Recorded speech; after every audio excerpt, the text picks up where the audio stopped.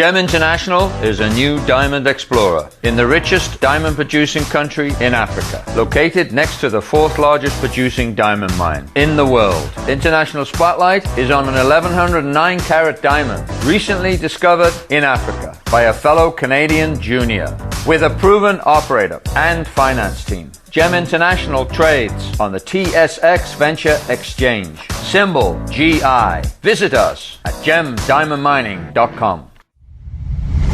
You're listening to HowStreet.com radio, available online at TalkDigitalNetwork.com.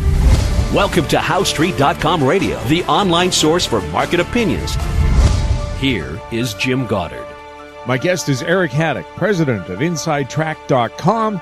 He's speaking to us from the Chicago area. Happy New Year, Eric, and welcome back to the show. Well, Happy New Year to you, Jim. Thanks for having me back. Certainly my pleasure.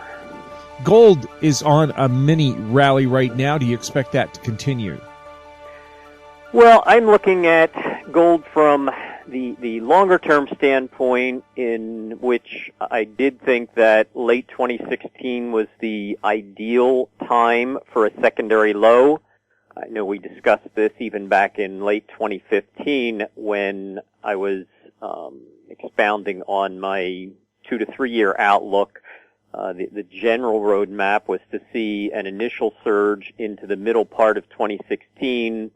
That surge needed to be longer and larger than any of the preceding advances in the 3 to 4 years that came before that.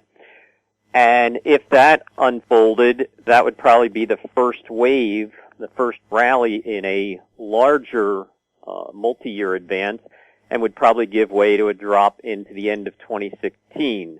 So from a time cycle standpoint, we're certainly set up for a bottom in gold and silver, and the market action of the last couple of weeks has corroborated that too. Even the fact that silver got down to and briefly spiked below the $16 level that was my downside target since mid-2016, and gold reached what I call my final retracement level for an initial pullback after the first surge. So they were both at very critical support levels. In gold, that came into play between 1117 and 1126. And I think gold spiked down to about 1124 on COMEX gold in mid-December. So both metals fulfilled their downside price targets. Both of them are holding at those key levels, and both have started to rebound, but I need to see more confirming action than that to be convinced that it's more than just a 2 to 4 week bottom. At the very least, gold needs to close above 1190 on both a daily and weekly basis, and silver needs to get back up over 1680 to show signs of a bottom. So, there's some positive developments there.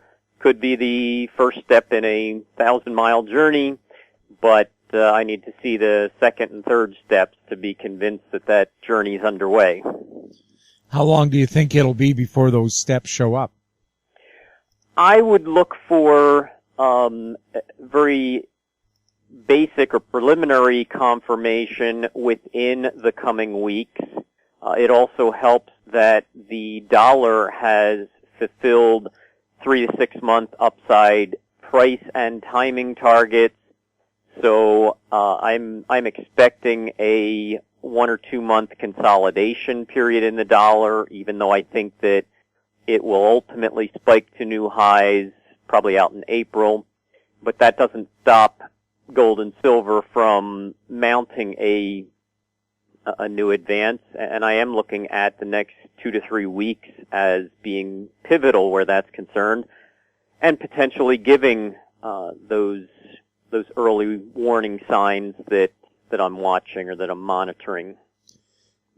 Do the cycles take into account things like the Chinese government seems to be putting a lot of controls on currency, and they may be affecting the purchase, at least, of gold by institutions in China?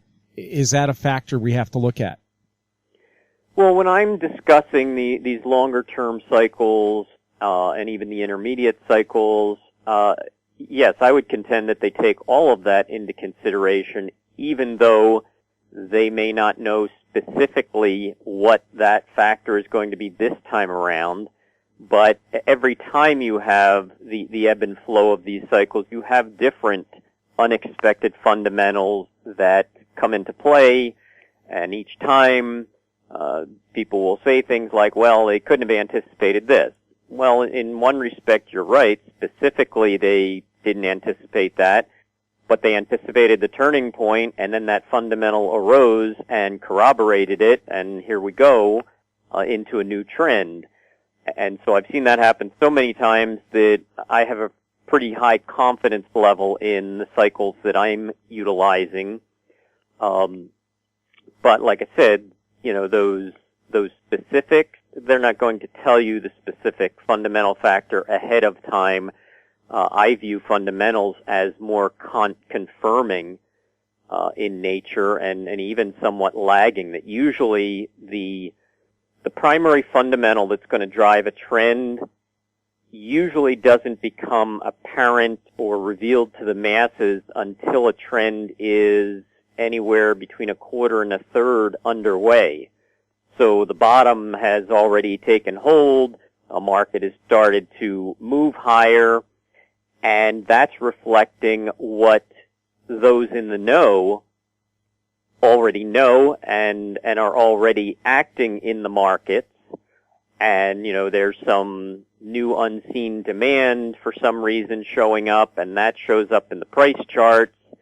And then, at some point it becomes filtered through the mass media and everyone gets to know. And often that is the culmination of an initial wave, because you suddenly get all this remaining buying, and then there's no one left to buy on that particular news.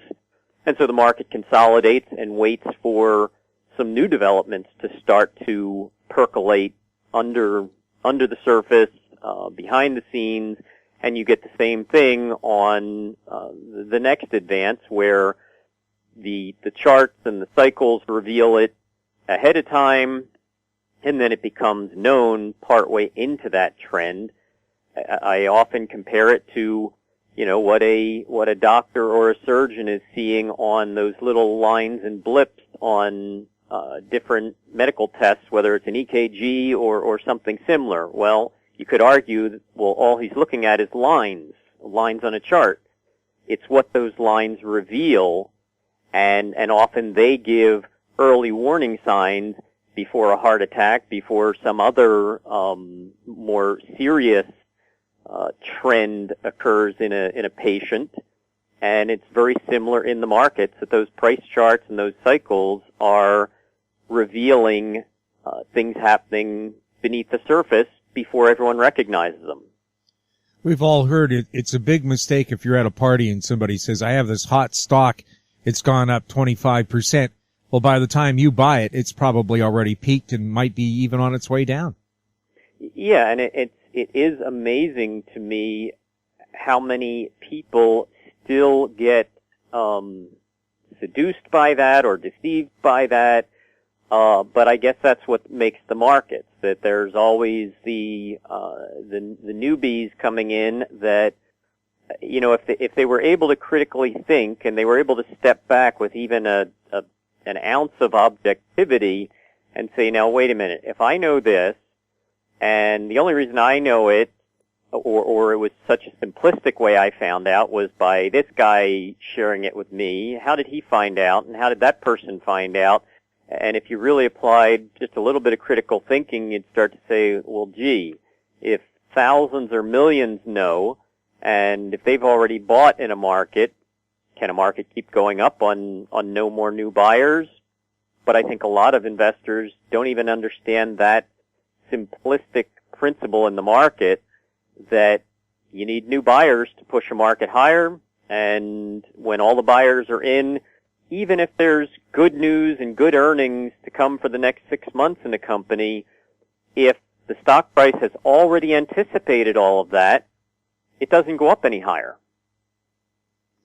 The price of oil has been remarkably high for this time of year, still staying well over the $50 mark. Was that predicted in your charts, and will this continue?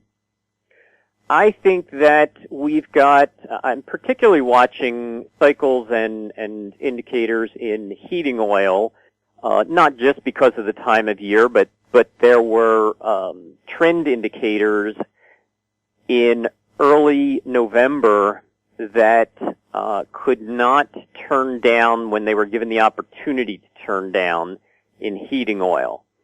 And, you know, it's also just known as a failure in some technical jargon, but those failures are actually good things and reveal critical things to you.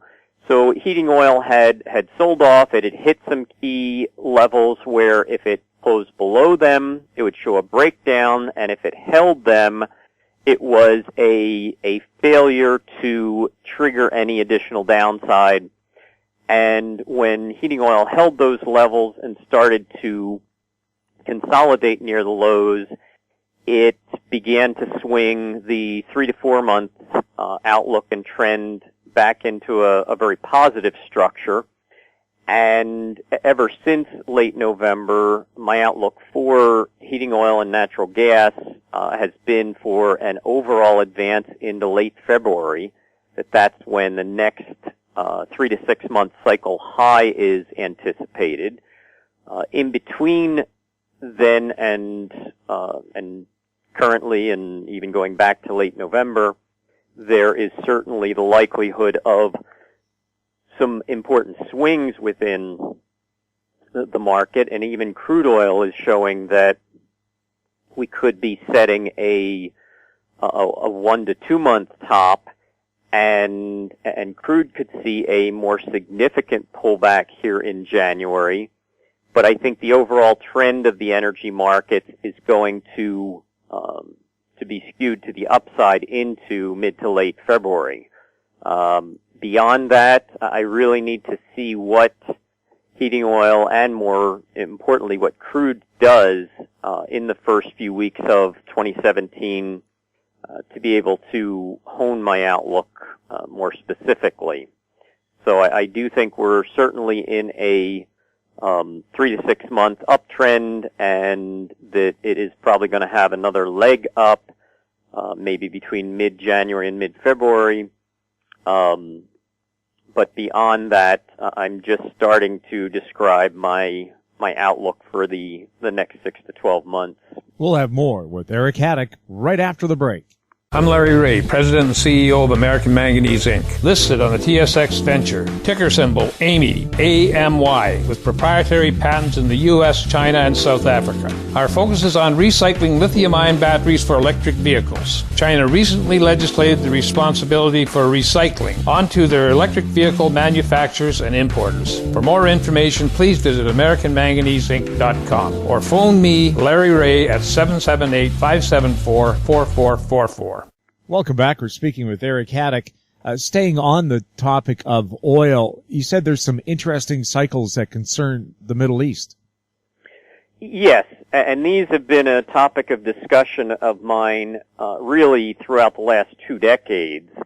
And starting with the really large-scale 100 and 500-year cycles, the scenario that I laid out back in early 2000s identified 3 key time frames when I thought we would see an intensification of struggles in the Middle East and the impact that it would have on oil markets and things like the peace process.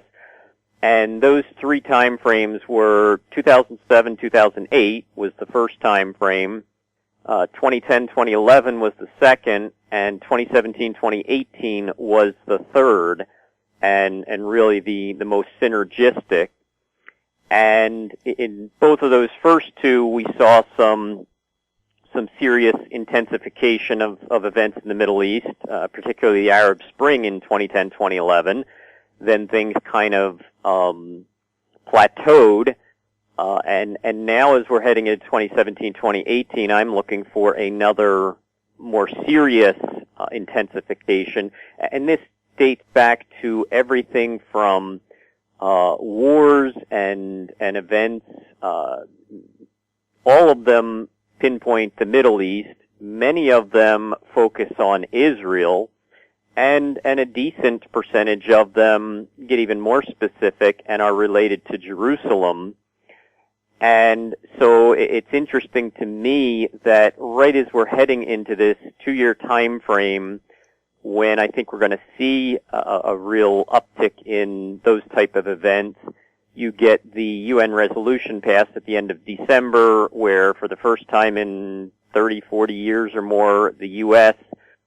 Steps back and doesn't come to Israel's aid or support, and Israel immediately has some very reactionary events targeted towards many of the nations that put forth that resolution. And so, right at the opening of this 2-year period, already you've got fundamental events starting to lay the groundwork for that. And you can go back. There's a 50 and 100-year cycle that has been so uncanny, and just some more salient events in there. You go back 50 years ago to 1967, and you have the 6 Days War, and what that meant for the Middle East, for Israel, and for Jerusalem. That was when Israel retook East Jerusalem. And you go back to 1917, 50 years before that, that is when Jerusalem was liberated from the Ottoman Empire, which just by coincidence had been captured exactly 400 years before that in 1517. And this 50, 100, and 500-year cycle all comes back into play in 2017, 2018. But it's not just that. That's just one of dozens of cycles and timing events that I have been detailing and documenting over the last 10 to 15 years. There's a very uncanny 8 to 9 year cycle of Israeli wars that date back to their statehood in 1948 and the original war with the Arab states, and then the Suez Crisis, and then the 6 Days War, and then the Yom Kippur War, then war with Lebanon, then the Persian Gulf War, then the onset of the Second Intifada, and then what they called Operation Cast Lead with Lebanon again in 2008, 2009, and that since Israel's statehood, on average, every 8.5 to 8 2/3 years, they've been involved in a pretty serious conflict with at least one of the neighboring countries, and often more. That cycle comes back into play in the second half of 2017. And there are just, like I said, there's just a myriad of these very divergent cycles, yet they're all converging in 2017, 2018, particularly out towards the second half of 2017 is when they really look to intensify more. So I'm certainly going to be watching things like the oil and energy markets, gold and silver, to see if there are kind of some early warning signs there of something on the horizon that maybe isn't on everyone's radar at that point in time. Eric, before we go, can you tell us a little bit about InsideTrack.com? We may have a lot of new listeners who may not know about your service.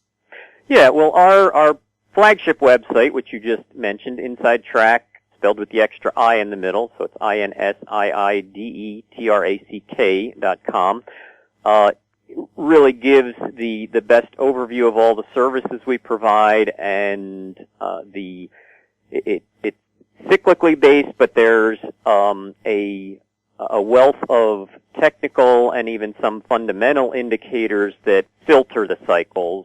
I emphasize to readers and visitors that I would never advocate trading just off of cycles, but they provide the foundation and the backdrop for then more specific trading-oriented expectations and strategies.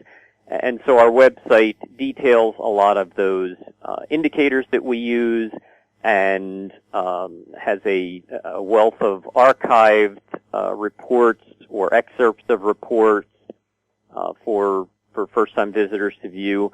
But we also have a secondary website, 40yearcycle.com. That's the number 40yearcycle.com. That provides even greater archive of analysis over the last 10 years or so, dealing with this 40-year cycle that I've discussed. And all you have to do is look back at the late 70s and the late 30s, and you can see some of the consistent patterns that have recurred on a consistent 40-year cycle basis, and they come back into play in the late 2010s. So that's a second website that your listeners can also go to find out more examples of the publications we've provided to our subscribers. Eric, thank you so much for chatting with us. Thanks for having me again, Jim. My guest has been Eric Hadik, president of InsideTrack.com. You're listening to HowStreet.com Radio. Find us on Twitter at TalkDigitalNet. Our YouTube channel is Talk Digital Network. Questions for the show can be emailed to info@HowStreet.com. I'm Jim Gondard. Comments made on HowStreet.com Radio are an expression of opinion only and should not be construed in any matter whatsoever as recommendations to buy or sell any financial instrument at any time. Available online at TalkDigitalNetwork.com. HowStreet.com Radio is a production of HowStreet Media Incorporated.